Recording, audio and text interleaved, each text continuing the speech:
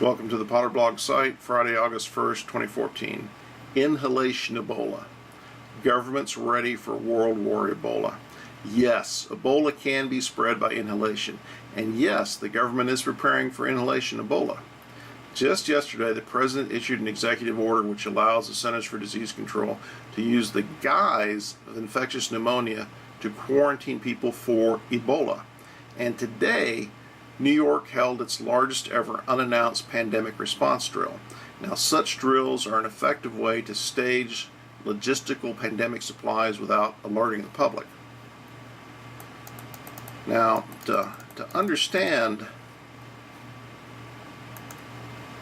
the risk of inhaled Ebola and why these actions have been taken, consider that 2 American medical missionaries appear to have come down with Ebola just by spraying down their protective clothing with disinfectant. It seems that the disinfectant spray aerosolized the infectious contamination on their protective clothing. Now consider what it means for the spread of Ebola when the people spraying the disinfectant on their protective clothing die from that action. It seems that this information resulted in the CDC issuing guidance to aircraft crews that focuses on suspected Ebola cases spreading by actions as minimal as, quote, talking. CDC's guidance even warns aircraft cleaning crews against using compressed air to clean aircraft, as it will result in the airborne spread of Ebola. Now, it's this airborne potentiality which makes Ebola basically untreatable and unquarantinable in anything but a very few level 4 biosafety facilities. It is a situation which has the potential to bring the majority of zombie apocalypse vignettes into play. Now, the current situation is grave enough to scare the pants off even Pentagon planners. And in that regard, if you're easily frightened or can act without first thinking, now is a good time to stop viewing this video, because we're about to explain the worst case red team scenario. Now the worst case scenario basically is, the act of attempting to treat Ebola victims becomes impossible outside of anything but a very few level 4 safety facilities. When it becomes impossible to decontaminate clothing without facing risk of infection, you have an untenable situation. And this appears to be the situation right now in Africa as international teams evacuate. In fact, there's a headline out on Drudge now that over 100 plus medical workers in Africa have been infected via Ebola.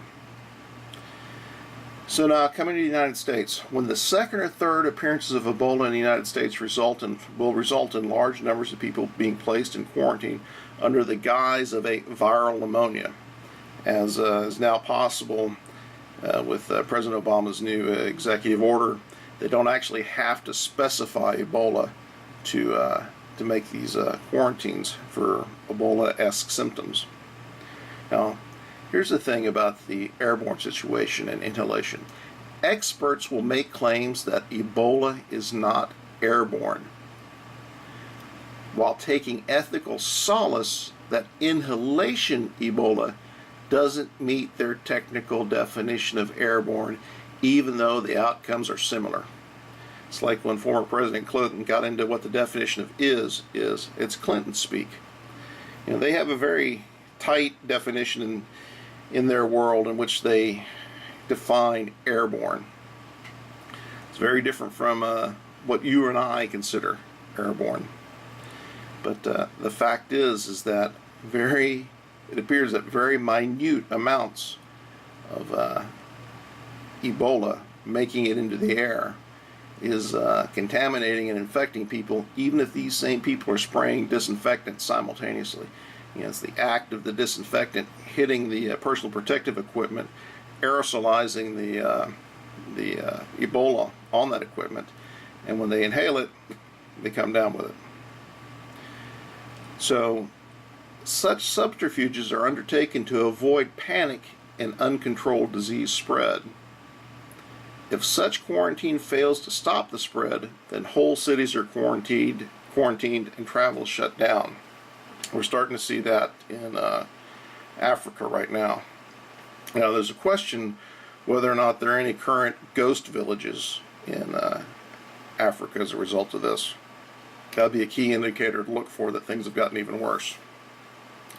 Now, at this point, no person with Ebola, once all this has happened, no person with Ebola can expect treatment. And anyone with a fever and their direct associates can expect it to be rounded up and placed in isolation with Ebola victims. And this even becomes even more troublesome if this occurs during flu season or the winter, when the risks are such that any person with a fever would be a suspected Ebola victim. And from this point onward, if the spread of the disease is not stopped and death rates remain over 50%, governments enact zombie apocalypse types rules, as any potential victims are too high risk to keep alive. Now, of course, none of this means that the worst case scenario will happen with Ebola.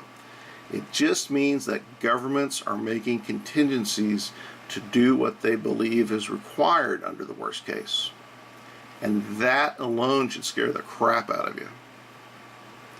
Now, here's our take on the situation. We don't expect Ebola to become zombie apocalyptic.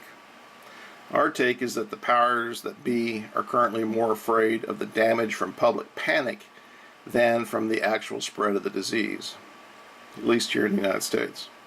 Unfortunately, this sets up a situation where the desire not to be truthful with the public places the public at risk and actually increases the probability of the worst case scenario playing out. What the situation means is that wise people will realize that public health communications could rapidly go from, hey, everything's okay, to shut up and do what you are told. One should not expect to be able to make effective last-minute logistical actions if things go bad. Now, we've documented all of our sources here of the things we've mentioned. We suggest you go through them. But again, if things go bad, public information will operate in a step function. It'll be everything's okay, to all of a sudden you'll notice things are not okay, and then the news will come out that shut up and do what you are told.